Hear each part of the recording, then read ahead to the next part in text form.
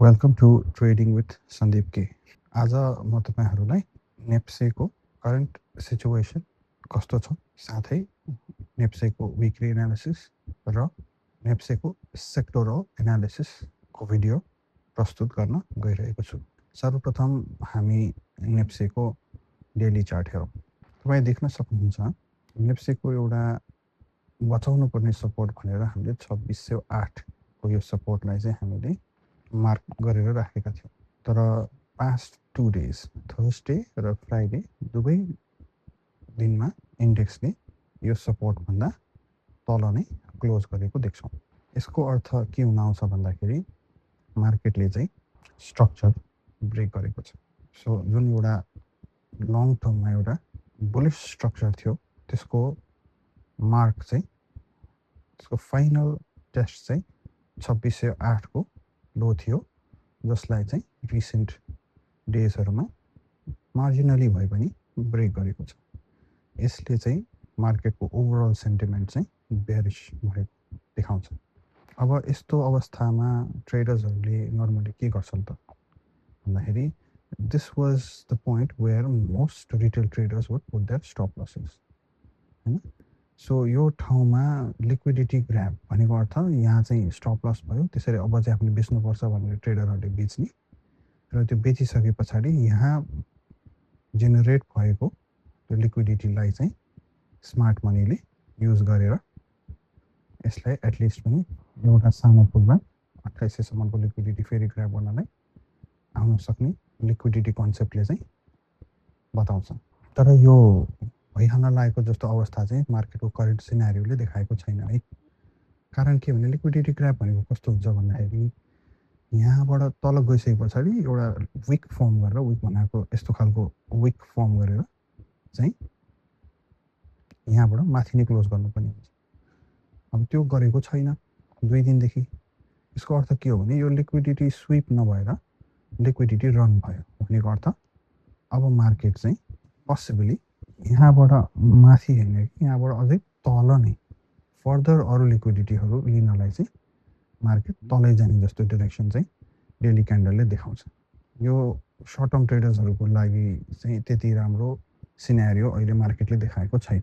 त्यसै गरी यदि हामी विकली क्यान्डल हेर्छौँ भने विकली क्यान्डलको पनि सपोर्ट त्यही 2608 2609 को रेन्जमा थियो र विकली क्लोज पनि योभन्दा तल गरेको छ। So even on a longer time frame मार्केटले तलको यात्रा गर्ने जस्तो यो विकली बेरिश क्यान्डलले पनि देखाउँछ। अब यो भन्दै गर्दाखेरि मार्केट अब घटेको गर्ने चाहिँ होइन होला, साइडवेज रहन सक्छ, थोरै अझै बेरिश बायस रहन सक्छ। 2570 को रेन्जमा अर्को एउटा सपोर्ट छ। त्यसै गरी 2535-33 पनि एउटा सपोर्ट रहेको छ। सो 2500 को रेन्जमा चाहिँ 2-3वटा सपोर्टहरू अझै पनि देखिन्छ। यो सपोर्ट भनेको के पनि हो भन्दाखेरि डिमान्ड जोनहरू हो। यहाँबाट चाहिँ बायर्सहरू एक्टिभेट हुन सक्ने प्रोबेबिलिटी रहन्छ। सो रिस्क टु रिवार्ड रेसियोले हेर्छौँ भने तल जाने ठाउँ थोरै र माथि जाने ठाउँ चाहिँ धेरै देखेपछि यस्तो बेलामा ट्रेडर्सहरूले इन्ट्री गर्दाखेरि उचित पनि हुन्छ। तर फुल पोजिसन लिएर होइन, एकदम पार्टली भ्याल्यु स्टक्सहरूमा थोर बहुत इन्ट्री गरिराख्दाखेरि राम्रो भाउमा ट्रेडर्सहरूले पोजिसनल ट्रेडहरू लिन सक्ने अवस्थामा मार्केट अहिले पनि रहेको छ। तर यो भन्दैमा मार्केटमा अहिले स्टक लिइहाल्नुपर्ने खालको स्टक चाहिँ मैले पनि कुनै पनि देखेको छैन। अब सेक्टोरल एनालिसिसतिर जाउँ है त। भोल्युम वाइज हामी क्याटेगोराइज गरौँ। सो सबैभन्दा धेरै टर्नओभर भएको स्टक भनेको अहिले पनि हाइड्रो पावर देखिन्छ। हाइड्रो पावरलाई हेर्दाखेरि हामीले के हेर्न सक्छौँ भन्दाखेरि हामी एनालिसिस डेली टाइम फ्रेममा गर्छौँ। 3667 को विकली पिभटभन्दा निकै तल बेरिश क्लोज हाइड्रो पावर सेक्टरले गरेको देखिन्छ। यसको अर्थ हाइड्रो पावर सेक्टरमा अहिले बेरिश बायस नै देखिन्छ र फर्दर डाउनवर्ड मुभमेन्ट नै हामीले हेर्न सक्छौँ। त्यसै गरी ब्याङ्किङमा हेर्नुहुन्छ भने ब्याङ्किङ पनि विकली पिभटभन्दा त तल नै क्लोज गरेको छ, तर यसले आफ्नो लो 1403 को लोलाई अझै पनि प्रोटेक्ट गरेर बसिरहेको देखिन्छ। सो यो 1403 को लोलाई प्रोटेक्ट गरेर यही साइडवेज खेलिराख्छ भने ब्याङ्किङ सेक्टरमा हामीले अझै पनि माथिको मुभको प्रोबेबिलिटी देख्न सक्छौँ। सो ब्याङ्किङ सेक्टरको स्टकहरूमा अहिले पोजिसनल एन्ट्रीहरू गर्दाखेरि सर्टेन पुल ब्याकमा चाहिँ केही प्रफिट बनाउन सक्ने पोसिबिलिटी अझै पनि देखिन्छ। म्यानुफ्याक्चरिङ सेक्टरको कुरा गर्छौँ भने म्यानुफ्याक्चरिङ सेक्टरले एउटा राम्रो बुल रन लिएर यो म्यानुफ्याक्चरिङ सेक्टरको बुल रनमा चाहिँ आइपिओ स्टक्सहरू म्यानुफ्याक्चरिङ सेक्टरको आइपिओ स्टक्सहरूले पनि धेरै साथ दिएको हो। तर अहिले चाहिँ टोटली डाउन ट्रेन्डको इन्टरनल स्ट्रक्चरमा म्यानुफ्याक्चरिङ सेक्टर गइरहेको देखिन्छ र यसले पनि आफ्नो लो क्रिएट गरिसकेको जस्तो देखिँदैन। ह्याभिङ सेड द्याट एउटा कुरा के नोटिस गर्नुपर्छ भने यो प्राइसले लोवर लो बनाइराख्दाखेरि आरएसआईले चाहिँ लोवर हाई बनाइरहेको अवस्था छ। So there is a divergence seen in the market अहिले होइन। यो डाइभर्जेन्सले पनि के देखाउँछ भने तल जाने मोमेन्टम चाहिँ विक भइरहेको छ र यहाँ कि साइडवेज खेलेर अथवा एउटा पुल ब्याकको लागि तयारीको अवस्थामा चाहिँ म्यानुफ्याक्चरिङ सेक्टर पनि देखिरहेको छ।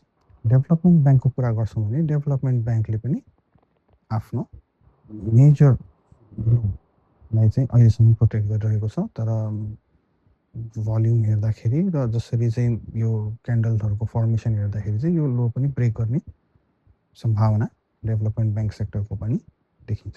होटल सेक्टरको पनि अवस्था त्यस्तै नै देखिन्छ। यो लोलाई ब्रेक गरेर तल क्लोज गरेको छ। यसको अर्थ यो अझै फर्दर तलको लोहरू टेस्ट गर्न सक्ने चान्सेसहरू होटल सेक्टरमा पनि छ।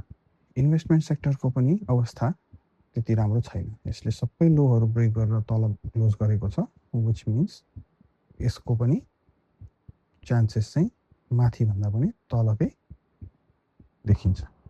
लाइफ इन्सुरेन्स सेक्टरहरू अहिले राम्रो मुभ भएको छँदा पनि थिएन, अहिले पनि साइडवेज मुभमेन्टमै छ, तर बेयरिश बायस डेफिनेटली छ र फर्दर डाउन जाने नै सङ्केतहरू चार्टहरूले देखाइरहेको छ। फाइनेन्स सेक्टर पर्सनली म आफूलाई चाहिँ फाइनेन्स सेक्टरले चाहिँ केही राम्रो मुभहरू दिन्छ कि भन्ने मैले आशा गरिरहेको थिएँ। अहिले पनि एउटा अर्डर ब्लकमा नै टेस्ट गरेर बसिरहेको छ। यो अर्डर ब्लक भन्नाले 2352 को जुन एउटा सपोर्ट छ, यो सपोर्टसम्म चाहिँ हामीले फाइनेन्स सेक्टरलाई अझै पनि हेरिरहन सक्छौँ। सो स्ट्रक्चर कम्प्लिटली ब्रेक भइसकेको छैन फाइनेन्स सेक्टरको। सो यदि नयाँ पुल ब्याक अथवा नयाँ मुभ आयो भने फाइनेन्स सेक्टरले पनि एउटा राम्रो अपवर्ड्स पुल ब्याक दिन सक्ने चान्सेस अझै पनि रहेको देखाउँछ। तर यो रिसेन्ट क्यान्डल्सहरूको लाई हेर्छौँ भने चाहिँ हामीले फाइनेन्स सेक्टरलाई पनि बेरिश नै मान्नुपर्ने हुन्छ। माइक्रो फाइनेन्स सेक्टर धेरै समयदेखि खासै मुभ नआइरहेको सेक्टर हो, जसले चाहिँ पुराना लोजहरू सबैलाई ब्रेक गरेर तलै गइरहेको अवस्था देखिन्छ। सो माइक्रो फाइनेन्समा अझै पनि हामीले एज अ ट्रेडर इन्ट्री गरिसक्नुपर्ने अवस्था माइक्रो फाइनेन्सको पनि छैन। तर ह्याभिङ सेड द्याट यहाँ पनि एउटा डिभर्जेन्स आरएसआईमा चाहिँ देखिन्छ। सो एउटा सानो पुलब्याकको हामीले एक्सपेक्ट गर्न सक्छौँ। Non life sector life insurance जस्तै गरी प्ले भइरहेको छ, राम्रो प्ले भइरहेको छैन। अहिले तल नै आइरहेको देखिन्छ र फर्दर तल नै जान्छ कि जस्तो नै देखाउँछ।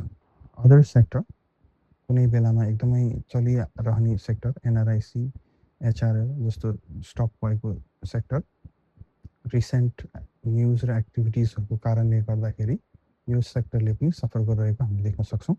सो फार अदर सेक्टरमा पनि मुभको एक्सपेक्टेसन अहिले नै गरिहाल्नुपर्ने जस्तो अवस्था देखिँदैन। ट्रेडिङको हामी खासै कुरा गर्दैनौँ। ट्रेडिङमा एउटा दुईवटा मात्रै स्टक छ, त्यो पनि मार्केटलाई म्यानिपुलेट गर्नलाई प्ले गर्नलाई मात्रै युजली स्टकहरू भएको हुनाले ट्रेडिङहरूको नाम ट्रेडिङ भए तापनि ट्रेडर्सहरूको लागि चाहिँ उपयुक्त स्टकहरू चाहिँ ट्रेडिङ सेक्टरमा हामीले देख्न सक्दैनौँ। सो कन्क्लुजनमा मैले के भन्न चाहेँ भन्दाखेरि अहिले मार्केट एकदमै क्रुसो र एकदमै नाजुक अवस्थामा छ र यसलाई चाहिँ हामीले एकदमै केयरफुली वाच गर्नुपर्छ।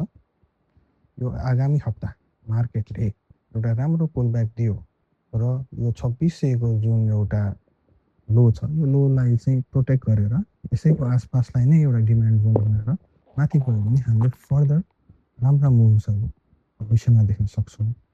तर यदि यसलाई चाहिँ डिसाइसिभली आगामी हप्ता मार्केटले डिसाइसिभली यसलाई ब्रेक गर्न थाल्यो भने we will have to be biased on the bearish side of the market.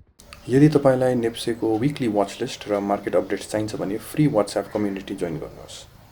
Daily watch list र real time stock entry exit alerts चाहिन्छ भने प्रिमियम ग्रुपको लिङ्क पनि डिस्क्रिप्सनमा छ।